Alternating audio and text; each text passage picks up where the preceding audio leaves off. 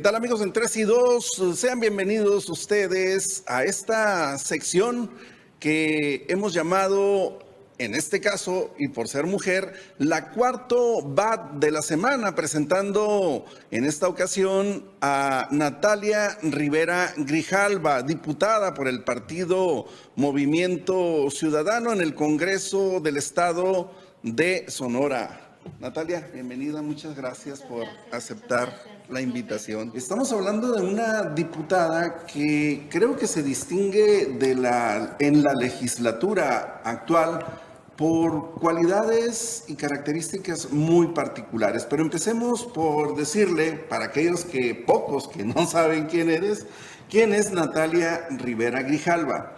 Natalia Rivera es hija, es madre y es esposa. Sí, las ¿no? tres. Tres en uno. Así lo describes o te autodescribes tú.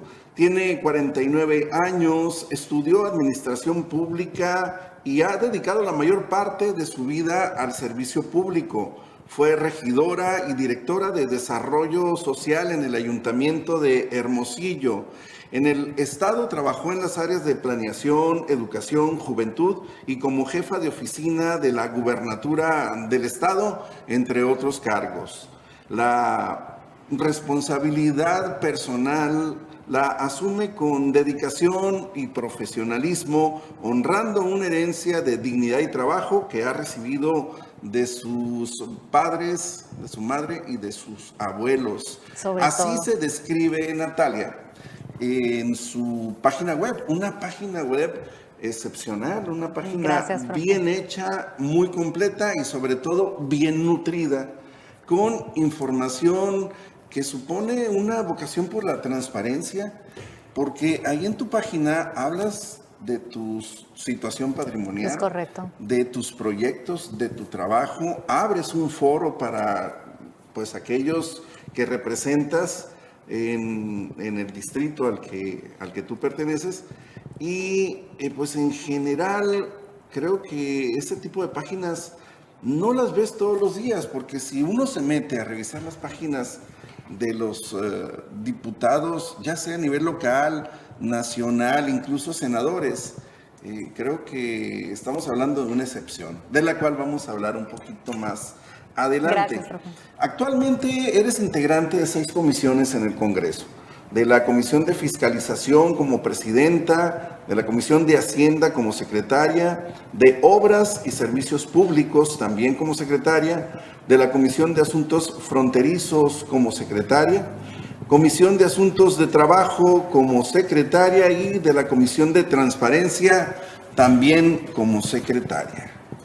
Y pues otra particularidad es que Natalia ha dicho presente en todas las sesiones, en las comisiones y mesas de trabajo convocadas por la mesa directiva en turno, incluso en la que no estuvo presente, que ya se volvió una cita obligada, ¿no? Tú fuiste listada como presente en una sesión donde se aprobó el dictamen para nombrar a la presidencia del Instituto Sonorense de Transparencia y Acceso a la Información Pública. Sí, fue una sesión que nunca existió, que era para modificar la convocatoria.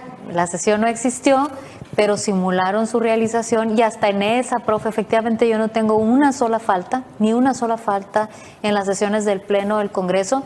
Incluso en esa sesión de comisión que no se llevó a cabo me pusieron asistencia. Sí. No, sí, pasa cada cosa en esto del servicio legislativo y precisamente sobre eso va a girar buena parte de esta entrevista. Obviamente que pues también vamos a grillar un poquito. Sí, ni modo que eso falte, ¿verdad? No, claro que no.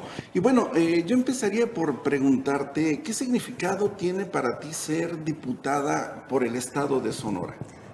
Mira, la verdad es que es algo que siempre soñé, fíjate qué curioso. Por ahí Silvia Núñez, cuando yo tenía 18 años, Silvia Núñez, que se jubiló hoy, le mando un saludo, me hizo una entrevista, ella trabajaba en Revista Así, y recuerdo perfectamente cómo cabeció ella la entrevista y la cabeció decía, quiero ser diputada.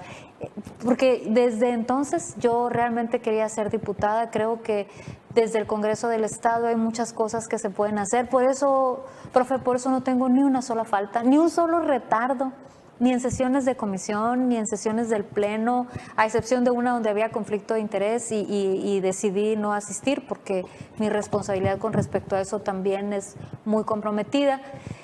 Por eso no tengo faltas, porque yo realmente tenía muchas ganas de ser diputada, por eso tengo 23 iniciativas presentadas, me han aprobado 11 iniciativas ya, llevo, diríamos en términos beisboleros, un buen porcentaje de bateo, casi del 50%, y justamente por eso cuando pude ser presidenta de la mesa directiva, sacamos el programa de gestión institucional, le metimos el acelerador a los temas de Parlamento Abierto, por eso tengo esta página, esta es una página, mi página de internet, cumple puntualmente con todos los lineamientos de Parlamento Abierto, porque estaba en mi corazón el ser diputada.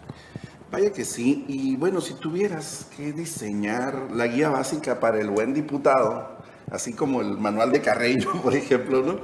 ¿Cuáles serían las líneas generales que considerarías fundamentales en función de lo que representa ese cargo como un bien social? Mira, antes que nada es cumplir la ley, porque cuando llegas al cargo, lo que protestas el día 1 de septiembre es cumplir y hacer cumplir la ley.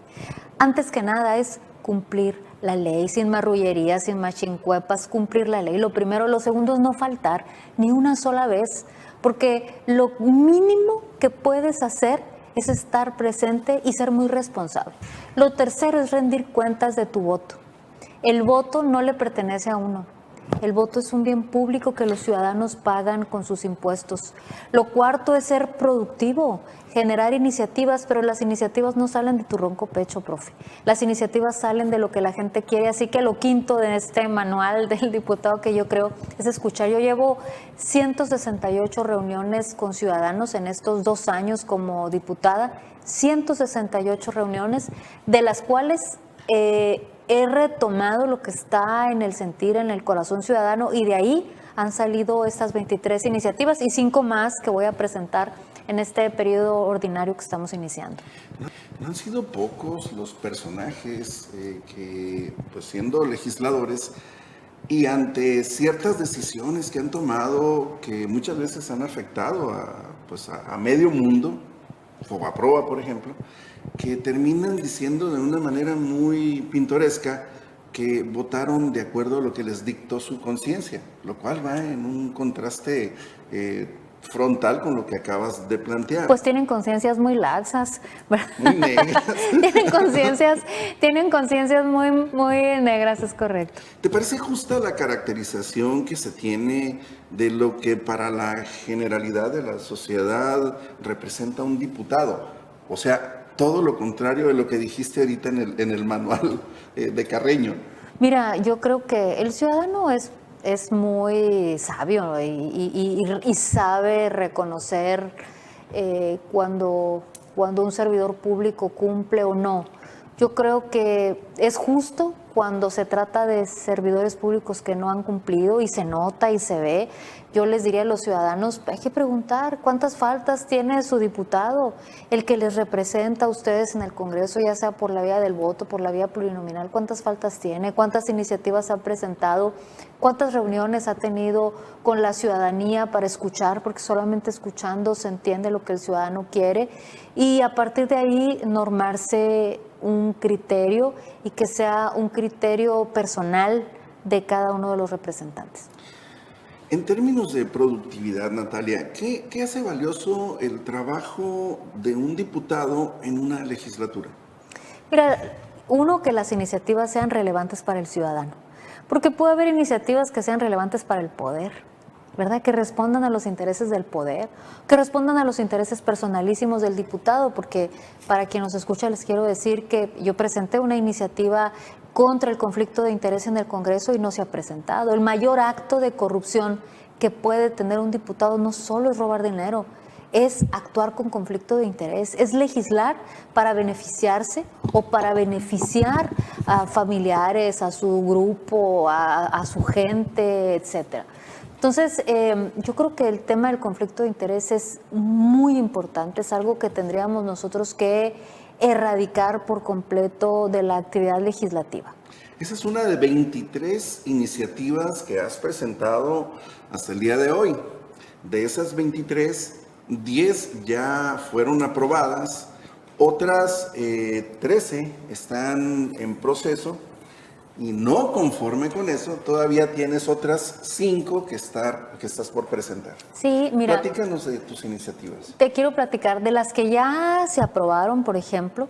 Hay una que para mí es muy importante, que tiene que ver con un gobierno amable. Esa está aprobada porque para el ciudadano que va a la ventanilla, que paga el predial, que paga las placas, que tiene que hacer todos estos trámites, que gestiona una beca, que gestiona un pasaporte, sabe que una cosa es que te atiendan con eficiencia y otra cosa es que te atiendan con amabilidad y con respeto.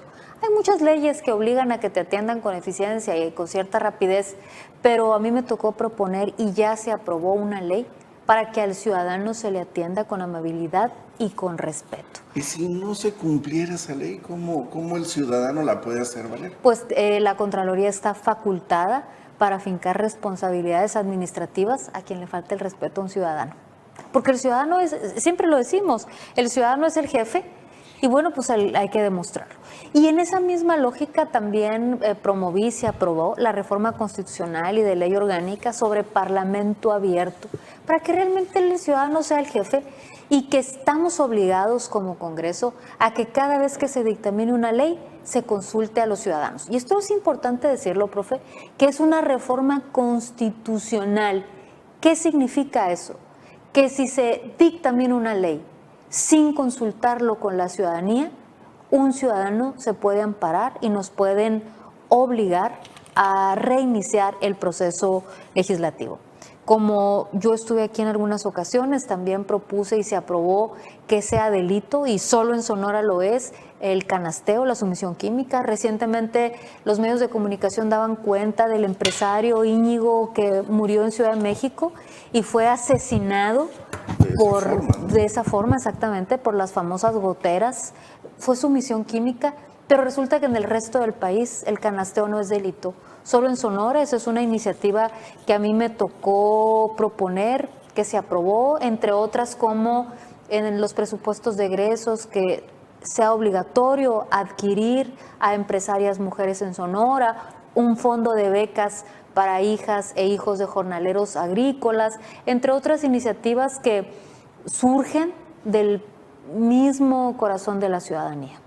Fíjate que eso es interesante porque para alguien que ha presentado 23 iniciativas, que tiene otras 5 para sumar 28 en los poco más de 2 años que es justo llevas... hoy cumplimos 2 años. Mira, sí, hoy es 1 de septiembre, hoy es 1 de septiembre, no sé cuándo salga en redes esta entrevista, pero justo hoy reiniciamos el periodo ordinario y cumplimos 2 años en el Congreso.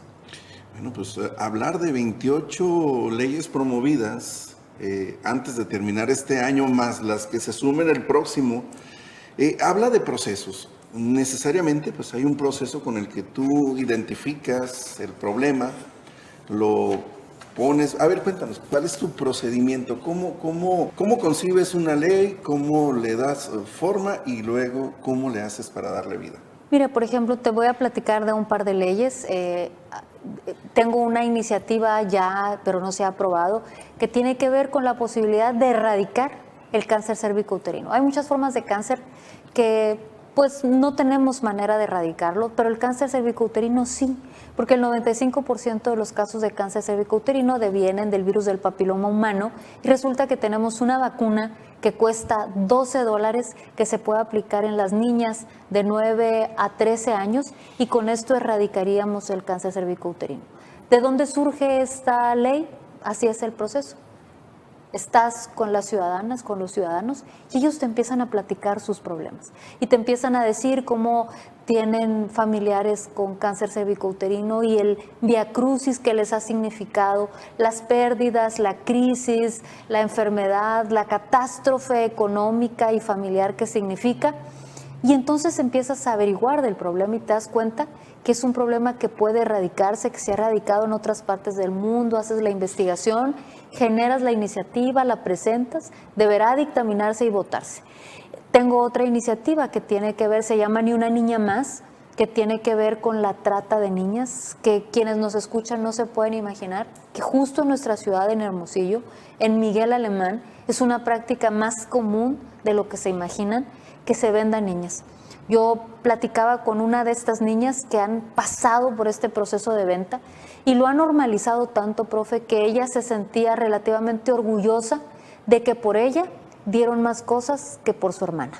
Ella sentía que le valoraba más, que le habían dado más valor a ella al otorgar más bienes para adquirirla que en el caso de su hermana. Y esto es terrible porque sus parejas entonces las consideran cosas, las compraron como se compra una cosa y justamente ese es el trato que les dan. Por lo tanto, en este periodo ordinario, a partir de todo esto que yo escuché en Miguel Alemán, vamos a meter una iniciativa para combatir de frente la trata de niñas en Sonora. Fíjate, ese es un tema muy doloroso y que no pocos personajes de la vida pública han justificado en términos de que son usos y costumbres de las etnias. Y le han dado tan poco valor a la vida, tan poco valor a la persona humana, que terminan legitimando de esa forma algo que es criminal. A todas luces un crimen, una agresión contra la persona. No hay cómo justificar eso y sin embargo con todo cinismo lo justifican o lo defienden de esa manera. Yo no solo no lo justifico, sino que voy con todo para erradicar la trata de niñas en Sonora. También en este proceso de escucha ciudadana, profe, también me senté con muchos ciudadanos que después de los 50, 55 años se sienten imposibilitados, les aterra perder su trabajo porque saben que no hay oportunidades laborales.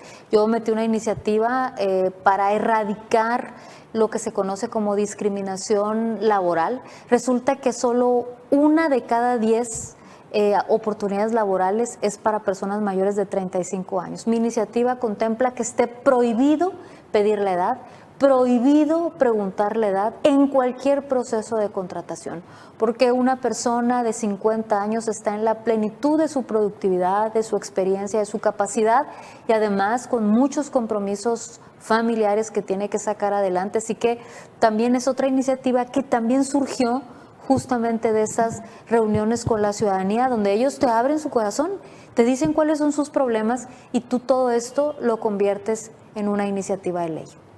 Muy destacable, y sí, vaya que tienes contacto ciudadano. Tengo evidencia de ello, que pues creo que eso va más allá de la parte de la obligación que tienes de cumplir con la parte legislativa.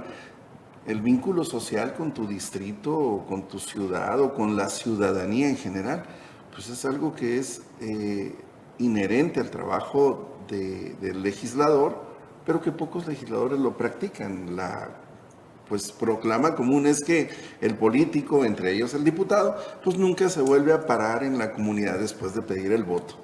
No, bueno, sí, lo he escuchado. Te lo dicen cuando vas a las reuniones. Te dicen, oye, pues esto es muy raro porque regularmente no tenemos ese contacto, pero yo no concibo, profe, mi trabajo sin hacerlo de la mano con la ciudadanía. Yo el próximo martes, dentro de 2 sesiones, presentaré una iniciativa para que sea imprescriptible el delito de asesinato de un policía. ¿Y esto cómo surgió? Un padre de familia que era policía fue asesinado. Y la familia está enfrentando una crisis económica, social, nuestros policías mal pagados. Necesitamos que ellos sepan que la sociedad respalda y que la sociedad jamás va a olvidar un crimen de este tipo y que lo consideraremos imprescriptible. ¿Y eso de dónde surgió? Justamente de estos espacios de diálogo constante con la ciudadanía. Incluso ha sido muy escandaloso ver cómo las familias batallan para que les paguen el seguro, que a veces están excluidos por el tiempo que tenía el elemento trabajando, pues cuando fue muerto en funciones. De su deber, cumpliendo su deber. Entonces, la sociedad debe hacer de este tipo de crímenes inolvidables. Por eso le vamos a decir imprescriptible, porque significa que no va a prescribir, que siempre estará vigente para ser sancionado y castigado, y eso significa que para la sociedad, quien toque a uno de nuestros policías será inolvidable. Me parece muy, muy destacable, por precisamente ellos están arriesgando la vida para cuidarlas de nosotros. Es correcto. Bueno, vamos a hacer un recuento, ¿te parece bien? Adelante. De cada una de las iniciativas que has presentado, y la que tú consideres que necesite un comentario adicional, pues adelante.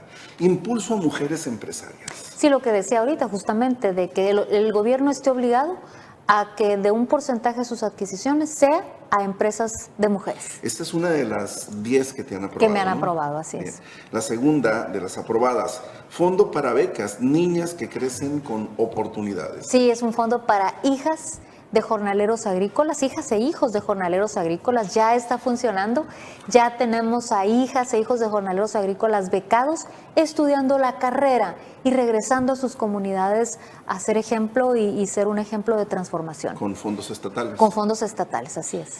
Ley de buena administración. Lo que decía, un gobierno amable, no solamente un gobierno eficiente, el ciudadano merece que en la ventanilla se le trate con amabilidad y con respeto. También la cuarta que te fue aprobada, reforma constitucional en materia de parlamento abierto. Vaya que es una señora ley. Sí, es una reforma constitucional. Yo les digo que es una bazuca en las manos de los ciudadanos, porque si no es consultado un ciudadano en la dictaminación de una ley, puede ampararse y puede lograr que se reponga un proceso legislativo. Algo parecido a lo que pasó con los libros de texto Es gratuitos. Correcto. Que, bueno, con todo y que esté en la ley el procedimiento, la ley se la pasaron por el arco. Por el arco del triunfo, y ahí siguen impunes, pero yo creo que eso en su momento va a tener los efectos que debe tener. Estas bazucas los ciudadanos deben usarlas porque es poder del ciudadano frente al poder del Estado. Luego también, pues como consecuencia, la reforma a la ley orgánica del poder legislativo en materia de parlamento abierto, que lo vimos en el caso de la Universidad de Sonora. ¿Tú cómo calificaste esos procedimientos que se llevaron a cabo? Mira, creo que pudieron haberse mejorado, sin duda alguna que pudieron haberse mejorado, pero es importante decirlo que no hubo conflicto al interior de la universidad, los actores quedaron relativamente en acuerdo. ¿Por qué? Porque tuvieron este espacio de diálogo, nadie se amparó, nadie impugnó. Quiere decir que cuando abres y dialogas, nosotros votamos en contra de la ley, pero la votamos en contra y sin embargo reconocemos que hubo estos espacios en los cuales la comunidad universitaria pudo expresarse. Hubiéramos querido más, los hubiéramos querido mejor construidos, pero bueno, pues había que empezar por algún lado. Sí, esa es la ganancia que se empezó, y creo que eso es lo más destacable. Sexta, la agilidad y certeza en las sesiones del Congreso. A ver, ¿cómo está eso? Fíjate que cuando yo presidí la mesa directiva del Congreso, que presidí el Congreso, me di cuenta que las discusiones y la votación se hacía conforme a usos y costumbres y no conforme a la ley orgánica. Era increíble que las leyes se hacían por fuera de la ley. Eso me parecía verdaderamente penoso, porque la ley orgánica decía una cosa que era imposible de cumplir y entonces había que construir un uso y costumbre. Así que, siendo presidenta de la mesa directiva, propuse una reforma a la ley orgánica, se aprobó y ahora en el Congreso del Estado finalmente las iniciativas se discuten y se votan en el marco de la ley, porque, profe, quizá parezca esto muy técnico, pero yo creo que a los países no los salvan los justicieros, a los países los salvan los hombres y mujeres que cumplen las leyes, y yo soy una convencida de la importancia de cumplir la ley, y por eso esta iniciativa cuando fui presidenta de la mesa directiva. Un juego sin reglas, pues es barbarie, ¿no? Es barbarie, así es. Exhorto a protecciones laborales para fisioterapeutas. Sí, estos jóvenes estudiantes de fisioterapia solicitaron este exhorto en una reunión que tuve con ellos y claro que les apoyamos, por supuesto que sí. ¿Y cómo les apoyaron? Para que laboralmente su profesión fuera reconocida en el catálogo de profesiones de la Secretaría de Salud. Bien. Ley de sumisión química, ya nos la explicaste. Sí, anticanasteo. Sí. Larga cárcel a quienes alteren bebidas en fiestas y establecimientos.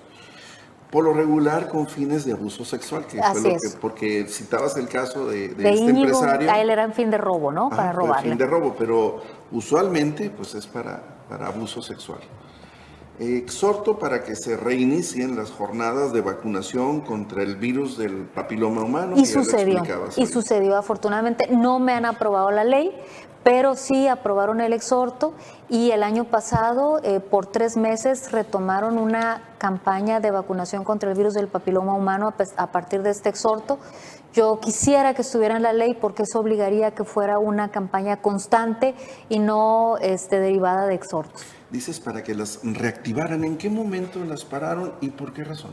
Entiendo que las pararon a partir del 2018, se habían estado realizando previo a esa fecha por 2 años consecutivos y la verdad es que la razón es absurda porque es una razón económica cuando la vacuna cuesta solo $12 y atender un caso de cáncer in situ o en cualquier etapa de cáncer es muchísimo más caro a todos los niveles. Además que una vida, profe, pues una vida no tiene precio.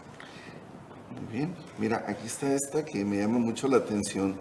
Cuentas públicas en lenguaje ciudadano, o sea, sin tecnicismos, de manera clara y concisa. Sí, yo presido la Comisión de Fiscalización y una de las tareas fundamentales para mí fue hacer transparente algo que es tan técnico como una cuenta pública.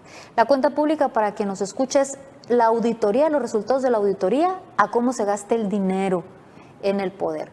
Pero se expresa en un lenguaje tan técnico que no le entienden más que los iniciados y entonces es como esconder las cosas al ojo público.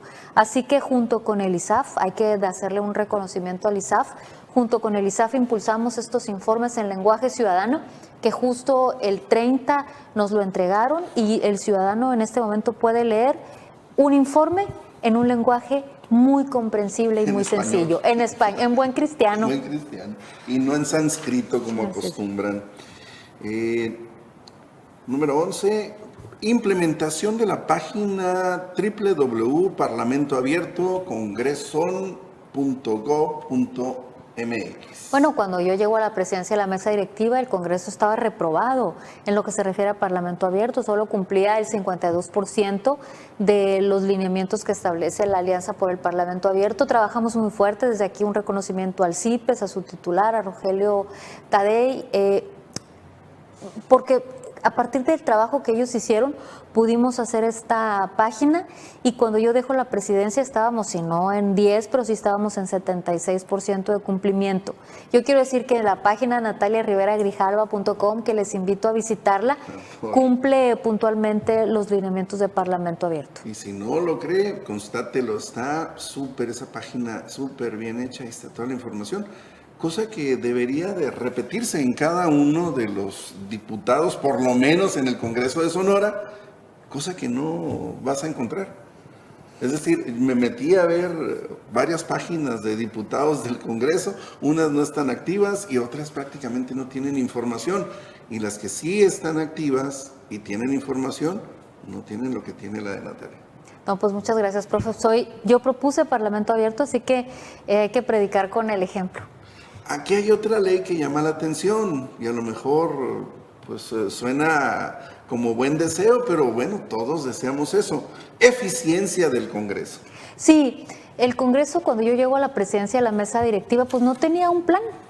No había un plan, el Ejecutivo tiene el Plan Estatal de Desarrollo. Dijimos, bueno, en el Congreso debe haber un programa de gestión institucional. Además lo mandata la Ley de Planeación del Estado de Sonora, junto con la Oficialía Mayor, con el CIPES, con la Dirección General Jurídica. La verdad es que todas las áreas se aplicaron muchísimo y logramos tener un programa de gestión institucional. Por primera vez el Congreso del Estado contó con un programa de gestión institucional, lo aprobó el Pleno del Congreso y aunque es mejorable, por supuesto que cada año tiene que irse mejorando, pues ya contamos con un plan por primera vez en la historia. Así que de la presidencia de la mesa directiva, bueno, surgieron el programa de gestión institucional, la página de Parlamento Abierto, surgió los micrositios que tienen las comisiones, no las tenían y cuando yo fui presidenta logramos que hubiera estos micrositios que ya tienen todas las comisiones, logramos respeto, que se respetaran los exhortos. Me tocó incluso interponer algunas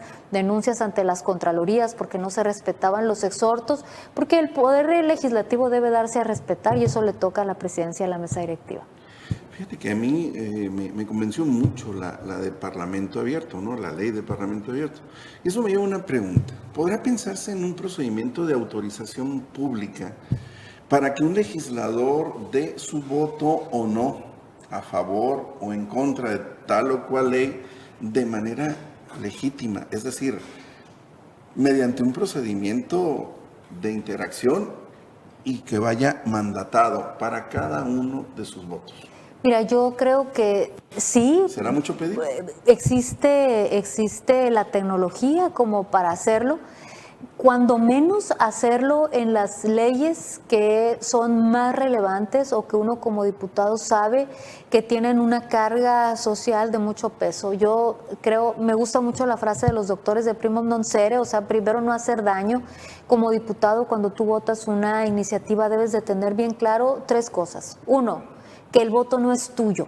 El voto no es una cosa personalísima, no es de tu propiedad. El voto es un bien público. El ciudadano está pagando tu tiempo para que tú estés ahí, analices una ley y la votes. Lo primero que tienes que pensar es que es un bien público.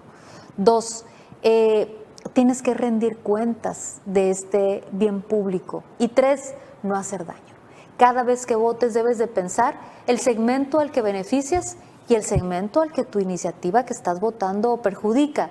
Y debes de tener la sensibilidad de entender estos 2 lados para tener un voto razonable, sensible y que haga mucho bien y que no haga daño. Bueno, ya para cerrar esta parte de las iniciativas, vamos a omitir el resto, pero vamos sobre claro. Las próximas 5, porque si usted quiere verlas, ahí están todas en la página web de Natalia. Y pueden opinar sobre ellas, sobre todo, eso es lo más importante, así es. ¿No? Bueno, una de las nuevas que estás presentando en el primer periodo de sesiones ordinarias de 2023, freno a la impunidad de asesinatos contra policías, que tú dices, pues es para que sea la inolvidable. prescripción Sí es. Simplemente se omite en estos casos. Sean imprescriptibles. Obras a la vista de todos. La obra pública siempre está rodeada de sospecha, profe, y yo creo que es muy importante darles absoluta transparencia. Existe una plataforma que ya tiene muchos años, que ganó un premio nacional, se llama tuobra.mx, la mantuvo esta administración, hay que reconocerle a la Contraloría que mantiene este esfuerzo, pero la idea es que esté en la ley, que no sea un acto de la buena voluntad de un secretario de la Contraloría que está comprometido con el tema, sino que esté en la ley y que la obra pública se transparente absolutamente todo, cuánto costó, quién la hizo, el grado de avance, las fotografías, que el ciudadano sepa quién hizo, cómo se hizo y cuánto costó la obra pública. Real. Es correcto, en tiempo real. Auditorías en vivo. Sí, mira, nuestra ley establece la posibilidad de hacer auditorías en tiempo real, pero qué chistoso, siempre y cuando la solicite el ente fiscalizado. O sea, habráse visto que a quien van a fiscalizar decide si quiere la auditoría o no en tiempo real. Vamos a darle ese poder al ISAF y que el ISAF en el momento que lo determine, cuando sea una obra importante, cuando sea un gasto relevante, cuando sea una acción pública de interés ciudadano, el ISAF pueda decidir y realizar una auditoría en tiempo real para evitar el usted disculpe, fíjese que sí nos salió mal, qué pena, usted disculpe, no. En tiempo real para prevenir cualquier irregularidad. Ya nos explicabas también la ley de ni una niña más. Esa duele muchísimo, ni una niña más. No queremos ni una niña más en Sonora que sea vendida, ni una niña más en Sonora que sea comprada. Nuestras niñas no tienen valor, no tienen precio. Nuestras niñas no tienen precio, tienen mucho valor. Fin a los abusos de estacionamientos públicos. Bueno, quien nos escucha lo sabe. Es totalmente indignante que vas a ir a un centro comercial y no solamente tienes que pagar por el producto que vas a comprar. Tienes que hacer cola y tienes que pagar por haber utilizado un estacionamiento que los establecimientos están obligados a ofrecer de manera gratuita. Entonces vamos a elevar a rango de ley la obligación de que los estacionamientos sean gratuitos y que se acabe ese abuso contra los ciudadanos que de verdad es un abuso y es indignante. Sí, coincido totalmente. A donde quiera que vas es una cooperacha y bueno, se dan situaciones que son muy eso agresivas. de estar esquilmando ciudadanos, estar desplomando ciudadanos, incluso en en estos estacionamientos. Creo que eso tiene que acabarse. El ciudadano merece un trato más digno y respetuoso, y para eso la ley obliga a que haya un número de metros cuadrados de establecimiento con respecto al número de metros cuadrados de construcción. A lo mejor parece una obviedad el preguntarte esto, pero la verdad es que sí me impresionó la calidad de tu página web, lo completa que está. Yo le llamaría así como una especie de ejemplo de transparencia, como pues algo que no lo ves, porque insistiría en decirte, hay incluso páginas institucionales que no tienen la calidad de información que veo yo en la tuya. Veo tu actividad social, veo tu actividad legislativa. Ahí está quién eres tú, tu descripción. Tienes un foro donde la gente puede opinar acerca de tus iniciativas para nutrirte como representante de nosotros. Tienes una serie de recursos que hablan de una vocación por la transparencia. Y bueno, tú eres impulsora del Parlamento Abierto y has venido a actualizar algunos de los procedimientos legislativos. No me resulta extraño, pero sí me gustaría que me explicaras. ¿Esto es una iniciativa personal o estás cumpliendo con un mandato legal? Yo creo que sea un mandato legal fue una iniciativa personal, porque la verdad, yo estoy una convencida del Parlamento Abierto, y el Parlamento Abierto no solamente es abrir la participación ciudadana, sino también es la transparencia y la rendición de cuentas. Así que cuando yo propongo Parlamento Abierto, fue mi primera iniciativa. De hecho, fue la primera ley que se le aprobó a un diputado de esta legislatura. La primera ley fue instalarnos como legislatura, la segunda fueron las reformas constitucionales propuestas por el gobernador del estado, y la tercera, y creo que habla muy bien de la legislatura, fue aprobar Parlamento Abierto, que me tocó proponer a mí. Así que una vez que es mandato constitucional, porque así lo propuse y afortunadamente así el resto del Congreso lo aprobó, pues entonces había que poner el ejemplo, y lo estoy intentando hacer. A esa página que les invito, www.nataliariveragrijalva.com, le ponemos mucho trabajo diario para que efectivamente el ciudadano tenga acceso a mis faltas, a mi agenda diaria, bueno, a mis asistencias, porque no tengo ni una falta, a mis asistencias, a mi agenda diaria, a mi agenda legislativa. Yo creo, soy una convencida de que el ciudadano merece un trato de mucho respeto, y rendirle cuentas es respetar al ciudadano. Muy bien. Ahora, hay otra parte que si usted la revisa resulta muy llamativa. Los micrositios que existen en la página oficial del Congreso del Estado, que también fueron iniciativa tuya. Cuando fui presidente. Cuando fuiste presidente. Es, por decirlo menos, en el caso de tu micrositio, exhaustivo en revelación de tu información. Y si te pones tú a revisar las demás comisiones, sobre todo las comisiones vitales, ¿no? O sea, las que tienen mayor relevancia en el Congreso, pues no puedes decir lo mismo. Sí vi que algunos diputados están haciendo un trabajo parecido al tuyo, no con la exhaustividad que yo veo ahí, porque pues está toda la actividad. Sí, los micrositios son justamente para eso, para que se transparente la actividad de una comisión. Yo siempre voy a respetar y reconocerle mucho al equipo del Congreso que cuando yo fui presidenta acompañó todas estas iniciativas. Fue muy interesante trabajar para realizarlas, y los micrositios fueron esa iniciativa, implicó trabajo técnico, capacitación, esfuerzo, y afortunadamente ya hay muchos de los compañeros que están comprometidos con sus micrositios. Claro, hay que poner el ejemplo, la Comisión de Fiscalización es el micrositio más completo de todos, porque así tiene que ser. Primero, porque debo ser ejemplo, si me tocó impulsarlo, pues no puedo, ¿Y eres su presidente? No puedo echarme la cola al hombro. Y segundo, porque además la Comisión de Fiscalización es una comisión muy delicada, que lo menos que debemos hacer es cerrar información. Ahí está toda la información. De hecho, pueden ustedes entrar ahorita, encontrarán un código QR. Ese código QR los va a llevar a todos, a los más de 440 informes que acaba de entregar el ISAF al Congreso del Estado de la última cuenta pública. O sea, que podemos legislar contigo, por lo que entiendo. Pues ojalá, de eso se trata justamente, profe. Ahora, Cuando yo vi que otras comisiones no tienen nada, comisiones importantes que están ahí en la página del Congreso, me pregunté, bueno, ¿es un tema de obligatoriedad o es simple voluntad de los presidentes de las comisiones? No, no, es un tema de obligatoriedad. Quien no lo tenga está incumpliendo la ley. Ah, caray, o sea, dictaminan una ley, la aprueban y no la cumplen. Es correcto, quien no la cumpla, quien no tenga su micrositio completo, está incumpliendo la ley. ¿Y qué responsabilidades supone eso?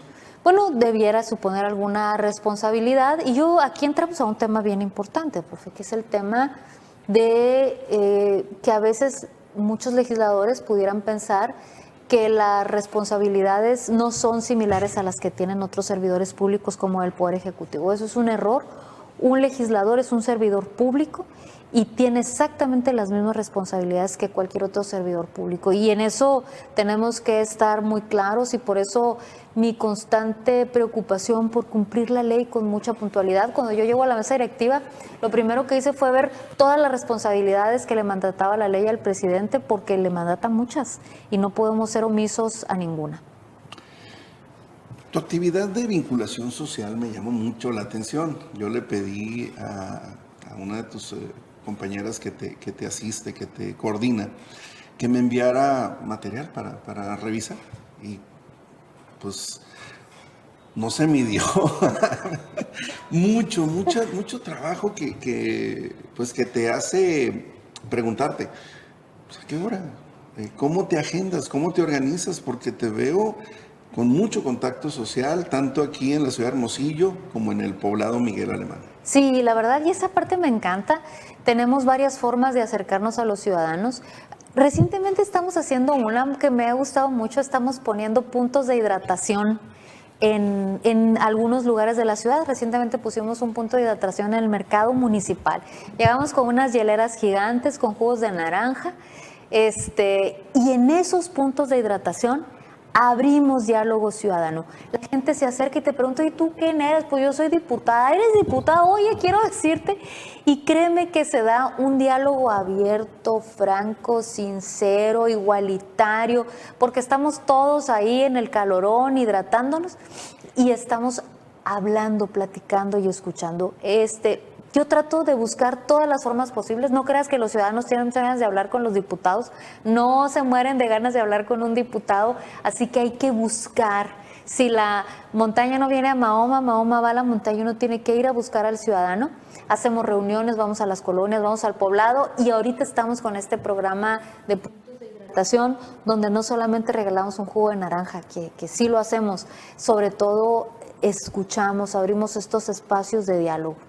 Fíjate, en el concepto tradicional, la gente ve al diputado como alguien de quien puede obtener apoyos, dádivas y gestión. ¿Cómo te va con ese contacto ciudadano? ¿Qué te dice la gente? Mira, sí. La verdad es que los ciudadanos tienen muchas necesidades, profe, y tú no puedes ser omiso a eso. No puedes llegar y decir, no, a mí nomás me toca legislar. No puedes llegar y ver la necesidad y ver que hay requerimientos porque hay un niño enfermo y hay que hacerle un estudio, y no puedes voltearte a otro lado. No puedes llegar y darte cuenta que hay una persona de la tercera edad que requiere una silla de ruedas. No puedes llegar a una colonia y darte cuenta que ahí se requiere alimentación porque la situación es muy precaria. No, tienes que llegar y tienes que ser sensible y tienes que resolver esas gestiones. Pero también no solo se trata de resolver las gestiones, esas gestiones son indispensables, atenderlas, escucharlas y en la medida que tú puedes resolverlas, pero también necesitas encontrar soluciones de fondo. Si tú llegas a un lugar y te dicen que hay mucha necesidad de medicamentos porque hay una mujer que está con un cáncer cervicouterino avanzado, ayudas, pero también entiendes que hay un problema de fondo, como por ejemplo la vacunación contra el virus del papiloma humano, y entonces lo que resuelves es sí la gestión, pero también entiendes el problema de fondo y eso se puede convertir en una ley. Te decía que veo que tienes mucha actividad en las colonias populares, principalmente en Hermosillo y en Miguel Alemán. Yo te preguntaría, las carencias que viven o los fenómenos de carácter social que viven las colonias marginadas de Hermosillo, ¿son los mismos o son parecidos a los que se viven en las colonias del poblado Miguel Alemán? Mira, en ambos lugares hay problemas muy serios que de verdad como sociedad no podemos voltear a otro lado. No podemos seguir dejando atrás a las personas porque nos están alcanzando por el lado del crimen organizado. Cada joven que dejamos atrás es material para el crimen organizado. Pero la realidad de Miguel Alemán, profe, la realidad de Miguel Alemán es otra cosa. Allá lo que vemos con respecto a temas de abuso sexual infantil, lo que vemos con respecto a la venta de niñas, lo que vemos es una realidad que no sé si como sociedad no hemos querido voltear a ver con ojos más grandes y a resolver estas realidades de las áreas rurales. Yo creo que tenemos que ser mucho más sensibles. Yo pienso que vivir en Alemania y ser niño es un gran problema. Vivir en Alemania y ser niña es un gran problema. ¿Te vinculas con organizaciones para atender las peticiones que te hace la ciudadanía? ¿Es con instituciones de gobierno? ¿Cómo atiendes esas peticiones? Como se pueda. Por ejemplo, en Miguel Alemán, el programa de becas para hijas e hijos de jornaleros agrícolas, la verdad he encontrado una muy buena disposición del Instituto de Becas y Crédito Educativo. Le quiero reconocer al director la buena disposición. Para Miguel Alemán hay una iniciativa que está en espera de ser aprobada. Yo espero, exhorto, me encantaría que ya la Comisión de Educación la dictaminara, que es una alerta. Hay una iniciativa que yo metí que es una alerta. Si una niña falta por 5 días seguidos o 10 días en un mes, tiene que lanzarse una alerta y debe ir la autoridad a buscar a esta niña. Porque en mi experiencia personal, si eso sucede, es que está pasando algo muy malo con esta niña. O la vendieron, o se la llevaron, o está embarazada, o vive situaciones de abuso. Entonces está esa iniciativa ahí y la idea es que aquí entraría la Secretaría de Educación. Aquí el contacto, la coordinación sería con la Secretaría de Educación. Así que para ayudar, para atender y para gestionar, pues tocamos todas las puertas posibles. Sí, necesariamente tiene que haber una coordinación, tiene que haber acercamientos, ¿no? Bueno, me mueve eso mucho porque esa situación en la que vive tanta gente en condiciones tan tristes, tan extremas, pues, y en un lugar que está aquí a unos cuantos minutos media hora de máximo. la ciudad. Y sí, vi que tienes mucho contacto con la gente del poblado Miguel Alemán y pues es como se pueden medir realmente la magnitud de los problemas. Así es, profe. Por otra parte, ¿cómo se puede interpretar lo que tiene que ver con la designación de la presidencia del ISTAI en una acción fraudulenta por parte de la comisión correspondiente en donde pues en ausencia tuya y de la maestra Roselena Trujillo, que también es diputada por MC, y que de alguna manera pues son incómodas para, no sé si para la comisión o para el Congreso o para el gobierno, pero más o menos es lo mismo. Y junto con eso también la negativa que les regala también el Congreso de juicio político contra este señor González Yescas, sí, de San Luis Río Colorado, el presidente municipal, por el incendio intencional del bar Beer House, donde funcionarios del ayuntamiento pues admitieron de manera pública sus responsabilidades por las omisiones que cometieron. Mira, profe, yo creo que yo por esto vuelvo al cumplimiento de la ley.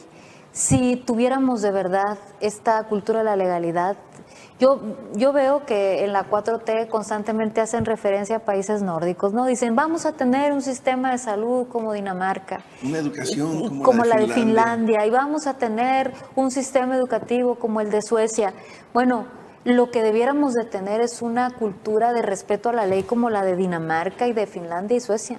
Lo que deberíamos de tener es gobiernos y servidores públicos que respeten la ley como se respeta en Dinamarca, en Finlandia y en Suecia. Solo así podríamos aspirar a tener las instituciones que tienen estos países nórdicos. Ha sido la falta de respeto a la ley la que nos tiene en esta situación. Nosotros no estamos en contra de la persona que designaron en el ISTAI, pero tenían las mayorías como para hacer esa designación Fue un sin alarde, ¿no? necesidad de violentar la ley. Fue un alarde, fue un acto de atropellar, de creer que porque tienen la mayoría, entonces la ley no es la ley. Lo mismo en el caso de San Luis Río Colorado. Son omisos confesos los servidores públicos y no los han separado de su cargo, siguen ahí. Se cree que por tener estas mayorías es una licencia para violentar la ley sin el menor pudor. Y en nosotros como oposición, ¿qué nos toca hacer? Nos toca generar los equilibrios de tal suerte que el poder sepa que no podrá hacer estas cosas de manera impune, sin tener a nadie enfrente, que les diga, que les señale, que les puntualice y que acuda a las instituciones para hacer que se cumpla la ley. Por lo menos quedan exhibidos, ¿no? Ya, pues, cambiando las condiciones, pues, quién sabe en qué terminen temas como este. Por lo menos quedan exhibidos, ¿no? Ya, pues, cambiando las condiciones, pues, quién sabe en qué terminen temas como este. A ver, y eso me lleva a esta pregunta. ¿Se podrá considerar el Congreso local, así como insinuara Karina Barreras en calidad de presidenta del Congreso el año pasado al entregar el presupuesto de egresos del Estado al gobernador?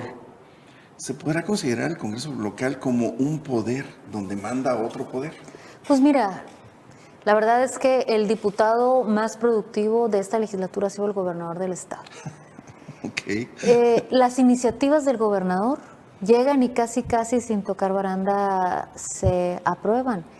Los dictámenes de impacto presupuestal pasan. A mí me tocó como presidenta de la mesa directiva decirle al Poder Ejecutivo, no te voy a mandar los impactos presupuestales del gobernador si no me autorizas los que mandan los diputados, porque no puede ser que primero llegaban los últimos, que eran los que remitía por parte del Ejecutivo, que otros que habían enviado a los diputados.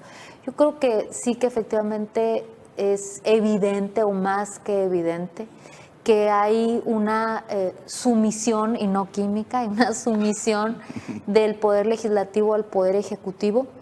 No es novedad, no será la primera vez en la vida que suceda, pero mientras nosotros estemos en el Congreso como oposición tenemos que señalarlo, porque ese es el trabajo de la oposición. Al poder se le acota, al poder se le señala, al poder se le critica, al poder se le cuestiona. Me ha tocado estar del lado del poder y creo que es correcto que exista una oposición que equilibre, que señale, que cuestione, porque el poder absoluto se corrompe absolutamente. Por eso no debe haber poderes absolutos y esa es la tarea. Si una oposición no hace esa tarea, cuestione ese ciudadano qué está pasando con esa oposición. Si una oposición no critica, no señala y no puntualiza, algo raro está pasando. Sí, y otra cosa que también salta a la vista, pero no por ser obvio voy a dejar de preguntártelo, es que falta una operación, o no se ve una operación por parte del Ejecutivo, con la única oposición activa que se ve ahorita en el gobierno, que es la de MC, que tiene 4 diputados en el Congreso, que si bien no son mayoría, no le hacen ni cosquilla a la mayoría aplastante, sí la están exhibiendo con sus vicios, con sus defectos, pero también hablan de una escasa operación fincada por lo menos en un alarde de autoridad. Mira, lo que te puedo decir es que efectivamente sí somos la única oposición y eso ha quedado claro. Y la respuesta que hemos tenido, empezamos a hacer una serie de conferencias a medios de comunicación y la respuesta que hemos tenido es que aparentemente desde el poder se les está prohibiendo a los medios de comunicación acudir a nuestras ruedas de prensa. Esa ha sido la respuesta que hemos recibido y yo quiero decirles que sabemos hasta dónde puede llegar el poder en sus esfuerzos por callar a la oposición, pero el sistema democrático necesita las oposiciones. El sistema democrático necesita que exista quien señale y quien acote al poder. Y bueno, estamos en este momento histórico que nos tocó vivir haciendo la parte que nos corresponde. Les están dejando el campo completamente libre como oposición. No vemos en ninguna otra fuerza política en el Congreso que se pudiera entender como oposición, con el activismo que ustedes están realizando. Y bueno, aquí es donde te pregunto, ¿qué significa en términos políticos y cómo han sentido ustedes los afectos de esta, la otra conferencia, que viene siendo una especie de contestación a la conferencia semanal que da el gobernador, aunque no necesariamente toca los mismos puntos que el gobernador, pero sí tiene mucho contenido de crítica y sí se mete a la agenda política, pública y también social, porque uno de los productos más recientes pues fue el tema de señalizar los altos cobros de Comisión Federal, que ahorita es un tema nacional y que lo aprendieron ustedes. Sí, la verdad es que pues lo que hemos obtenido como respuesta es esto que te comento, un endurecimiento por parte del poder, estos testimonios que nos dan algunos compañeros de los medios de cómo desde el poder se les está prohibiendo ir a nuestras ruedas de prensa o se les está prohibiendo replicar los contenidos de lo que decimos en las ruedas de prensa. Sin embargo, bien lo dices tú, el contenido se mueve solo y efectivamente se prendió ahí la mecha. Le tocó a mi compañero Ernesto El Pato de Lucas prender la mecha al tema de los altos costos de los recibos de la energía eléctrica y ahora es un tema que llegó hasta el presidente, que lo trató con la insensibilidad que le caracteriza. Nos ha quedado claro, después de que a Tabasco le condonaran 11,000 millones de pesos y a Sonora nos vieran con tanta indiferencia, nos queda claro que López Obrador es el presidente de todos los tabasqueños, no de todos los mexicanos. La respuesta de ayer de Comisión Federal fue una burla, ¿no? Fue una burla, fue una falta de respeto. Completamente, y pues yo creo que ni siquiera ayudan al gobernador con esa forma, cómo abordaron el tema, cómo partieron de premisas falsas y cómo pues minimizan algo que para el gobernador del estado ahorita es un riesgo de rompimiento de la estabilidad con que, pues, si nos vamos al tema de seguridad, extrañamente ha llevado el gobierno y que en próximos días, pues, se va a expresar en una manifestación multitudinaria, porque yo creo que ahí sí, cuando te pegan tan duro en el bolsillo, en los intereses, reaccionas. Sí, yo creo que le apuestan a que el calor se va a acabar, a que a partir de octubre no va a ser tanto calor, le apuestan a que el ciudadano tiene otras cosas que hacer y que efectivamente las tiene que salir a buscarse la vida, le apuestan a que el escándalo de la noticia de hoy será tapado por otra noticia peor mañana y le apuestan a esto, juegan con el score, lo diríamos aquí en términos beisboleros, juegan con el score, pero lo que no saben es que el ciudadano va acumulando agravios. Lo vivimos quienes estuvimos en partidos que en su momento el ciudadano rechazó, porque el ciudadano acumula los agravios y luego los expresa de la forma que el ciudadano puede, que es en las urnas. Así que esa arrogancia con la que tratan a la ciudadanía, esa arrogancia no cae en saco roto y no lo han querido escuchar. Mencionabas ahorita que operaron con medios a quienes les prohibieron o les sugirieron o les ordenaron incluso no asistir a la otra conferencia. Eso nos lleva a un planteamiento.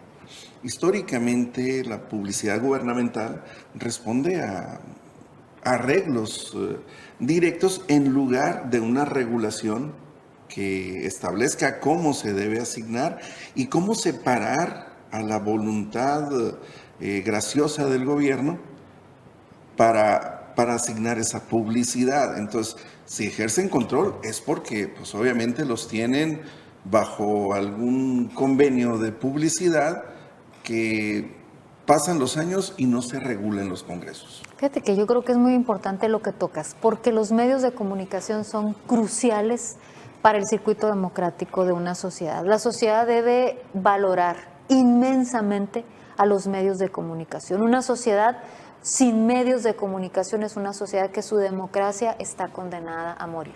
Así que yo lo que quisiera transmitir a quien nos escuche es valorar a los medios de comunicación, defender a los medios de comunicación, considerar que la inversión pública en medios de comunicación es una inversión, no es un gasto, que efectivamente tiene que regularse, que efectivamente tiene que transparentarse, pero que sin duda alguna los medios de comunicación son un bien público que debe salvaguardarse. Fíjate, al inicio del gobierno federal, se fueron sobre los medios de comunicación, que el chayotero, que los que están al servicio de la mafia del poder, los que perdieron privilegios y toda esa retahíla de insultos y agravios por una actividad donde el corruptor es el gobierno, donde el corrompido, si lo quieres poner así, es el medio de comunicación, pero que la mecánica de la asignación de la publicidad gubernamental no les deja en muchos casos a algunos medios otra más que someterse a esos gobiernos, porque pues el aparato no permite que la publicidad se separe de los intereses del gobierno en turno. Y la gente no ve al corruptor, ve al chayotero, ve al medio. Entonces es una relación perversa, pero que viene desde el corruptor, que es el gobierno. Yo creo que algo que la sociedad, como sociedad, debemos de tener muy claro es la importancia de tener instituciones que se sostengan. ¿Por qué el país ha logrado resistir los embates del autoritarismo y de la dictadura? Porque hemos tenido instituciones que se han sostenido. Por ejemplo, el Poder Judicial.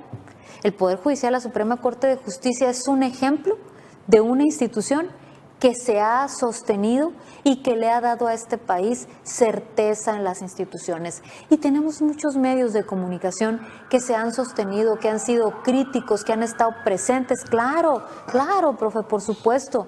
Y gracias a esas instituciones que se han sostenido, gracias a la Suprema Corte de Justicia, al Instituto Nacional Electoral, al Instituto Nacional de Transparencia, gracias a los medios de comunicación que se han sostenido críticos con o sin convenios, gracias a todas esas instituciones el país ha podido sostenerse y no se ha doblegado. Créeme que de no ser por estas instituciones, yo no sé en dónde estuviera nuestro sistema democrático. Yo creo que sería inexistente y que en este momento estuviera ya la derrota totalmente anunciada. Y yo diría en el caso del Poder Judicial hasta ahora, porque la presión no la aflojan, es durísima y estamos al final de un sexenio que da para esperar cosas de otro nivel. Por eso no quiero irme de tu programa, profe, sin decirle a los ciudadanos que nos escuchan, no pongan todos los huevos en una canasta, generen equilibrios, no permitan que el poder tenga el Congreso de la Unión, porque ya lo cantó, ya dijo, voy por la Suprema Corte de Justicia, voy por el INE, voy por el INAI. Si queremos un país en donde nuestros hijos puedan crecer con libertades, si valoramos y apreciamos nuestra democracia, voten en el Congreso de la Unión para que haya equilibrios, que nadie tenga el poder absoluto, porque ya la tenemos cantada y el presidente nos ha estado diciendo de frente la verdad. Dijo al diablo las instituciones y al diablo las instituciones. Dijo, voy a destruir el aeropuerto de Texcoco, cueste lo que cueste, y costó 113 mil millones, pero lo destruyó. Y ahora dice, voy sobre la Suprema Corte de Justicia, voy sobre el INE, sobre el INAI, sobre los medios, sobre los niños, sobre la educación, y lo va a hacer. Creo que nos toca como ciudadanos no permitirle a nadie ejercer el poder absoluto. ¿Qué otras instituciones consideras que en Sonora están en ese mismo paquete de secuestro, de control, de intervención excesiva o excedida? Pero yo creo que el poder siempre intenta apropiarse de todo. La naturaleza del poder es ampliarse y perdurar en el tiempo. Esa es la naturaleza del poder, profe, y de quien sea. Por eso allá los pensadores, Rousseau, Montesquieu, pensaron en la división de poderes, porque entendían que la naturaleza humana así es. Yo creo que por eso nos toca, como ciudadanos, tener bien claro eso. El poder, no hay superhombres, no hay supermujeres, casi todas ceden a las tentaciones del poder. Por lo tanto, el andamiaje normativo y de instituciones que se ha construido tiene ese propósito. Vamos a darle fuerza, vamos a dar equilibrio, eso es lo que nos toca como sociedad, generar los equilibrios, este voto diferenciado que permite equilibrios y que permite instituciones fuertes, que permite democracias sólidas, que permite contrapesos y que permite que unos y otros se vayan acotando y nadie tenga un poder que puede atropellar el derecho de los demás. ¿Cuáles consideras que son los principales problemas del Estado ¿Y qué soluciones deberían estarse implementando que a ojos vista pues no se están atendiendo? Mira, yo creo que nos ha quedado bien claro después de los recientes hechos que tenemos un enorme problema de protección civil. Tenemos una de las mejores leyes que hay a nivel nacional, quizá una de las mejores del mundo, porque después de la terrible tragedia que vivimos en Sonora el 5 de junio con la pérdida de decenas de pequeños, tenemos una muy buena ley promovida desde el dolor de los corazones de los padres que quisieron hacer de esa tragedia algo productivo, algo bueno, una herencia, y efectivamente se hereda una buena ley, pero sin presupuesto, pero sin supervisión, pero sin la posibilidad de cumplirla. Tenemos un problema de protección civil que ya costó 13 vidas más. Tenemos un problema severo de seguridad pública, severo, y aunque Sonora tuvo 8.500 millones de pesos de excedente en presupuesto, de esos 8.500 millones, solo 400 millones se dirigieron a seguridad pública. El resto se fue a gasto corriente, a viáticos, a contrataciones. Necesitamos recolocar nuestras prioridades presupuestales hacia la seguridad. Tenemos un problema de salud. El 50% de la población se duplicó en la población que no tiene acceso a servicios de salud. Necesitamos priorizar salud. Necesitamos mejorar nuestra infraestructura educativa y sin duda alguna la infraestructura estratégica de los sonorenses. Creo que esos son los 5 grandes temas y el amor se demuestra en los hechos. Obras son amores, hay que empezar demostrándolo en el presupuesto y esos van a ser los temas que como Movimiento Ciudadano tendremos para priorizar en el próximo presupuesto del gobierno del Estado. Mucho material para la otra conferencia, por lo visto. Por último, preguntarte, ¿qué ha representado para ti la experiencia de ser legisladora con un proceso tan intenso como el que te ha tocado vivir a partir de tu escisión de tu partido de siempre, del PRI, y la irrupción como oposición en Movimiento Ciudadano en Sonora? Se antoja así como muy intenso.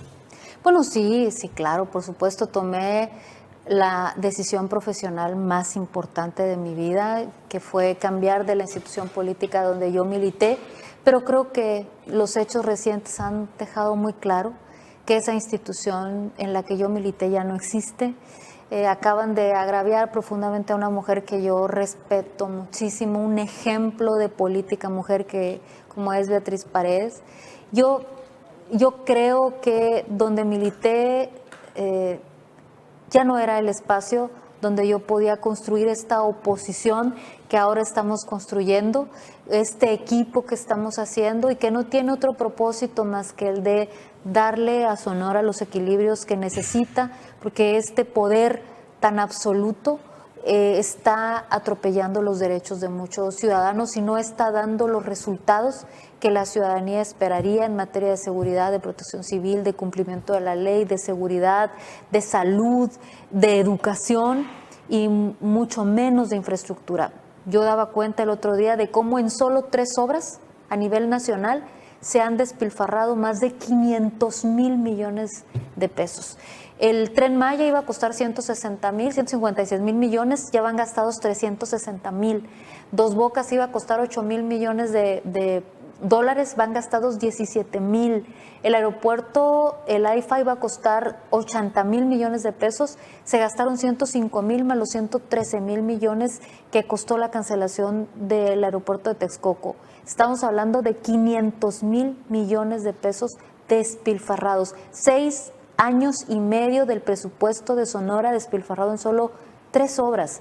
¿Cómo no va a necesitar este país una oposición que señale esto que tanto lastima a los mexicanos? A eso habría que sumarle los préstamos que ha solicitado este gobierno a organismos financieros mundiales, creo ya por el orden de los 4 billones de pesos. Pues es que imagínate. Que convierte en una bicoca esos 500,000 millones. Pero la octava parte de eso se despilfarró en 3 obras.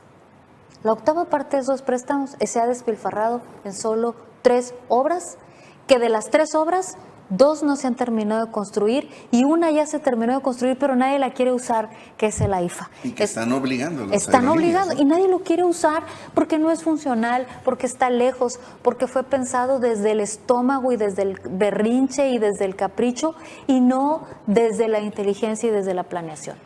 Incluso el que lo mandó a hacer tampoco lo usa. Tampoco lo usa, así es. No ha hecho un solo vuelo comercial desde AIFA. Su aeropuerto, del aeromuerto. Así que nos quiere obligar a todos los demás a volar desde un lugar en el que él se rehúsa a hacerlo.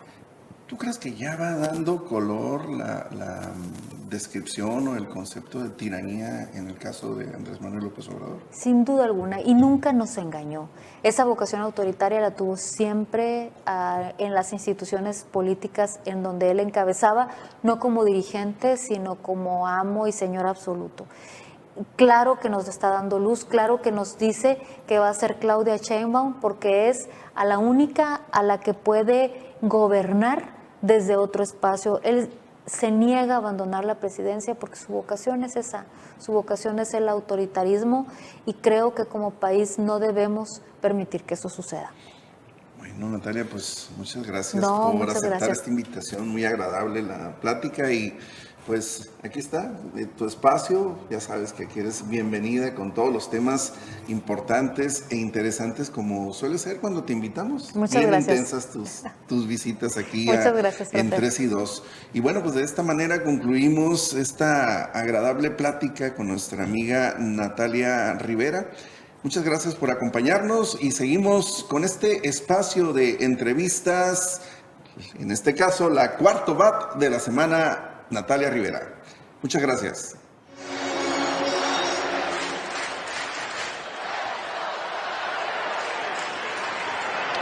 That